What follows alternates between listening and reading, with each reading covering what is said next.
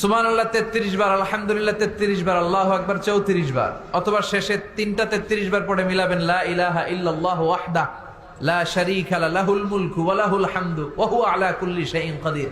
আরেক বর্ণনা একটু বাড়ানো হয়েছে ইউহয়ী ওয়া ইউমীত ওয়া হুয়া আলা কুল্লি শাইইন। এগুলো পড়ে না, কোত্থেকে কি হাবিজাবি পড়ে ঈমান নষ্ট করে।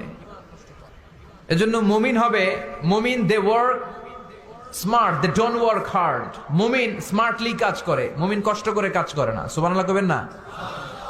মুমিন সুযোগ খোঁজে, মুমিন কাজ করে smartly. They don't work hard, they work smart. They work smart, তারা স্মার্টলি কাজ করে।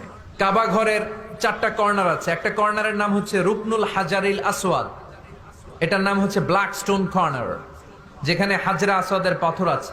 এই পাথরটাতে চুমু দিলে জীবনের গুনাহ সব মাফ করে দেয় কে? এটা জান্নাতি পাথর। কিয়ামতের দিন এই পাথরকে আল্লাহ একটা জিহ্বা দিবে, ঠোঁট দিবে, দুটা চোখ দিবে, আর কিয়ামতের দিন আল্লাহর সামনে দাঁড়িয়ে এসে সাক্ষ্য দিবে যে আল্লাহ তোমার এই বান্দা আমার চুমু দিয়েছিল, এ দিয়েছিল, এ দিয়েছিল, এদের সবাইকে মাফ করে দাও। তো হাজরা আসওয়াদের কর্নার আর কাবা ঘরের যে স্বর্ণ দিয়ে খচিত দরজা, এই হাজরা আসওয়াদের কর্নার আর দরজার মাঝখানে ছোট্ট একটু জায়গা, এটারে আরবিতে বলে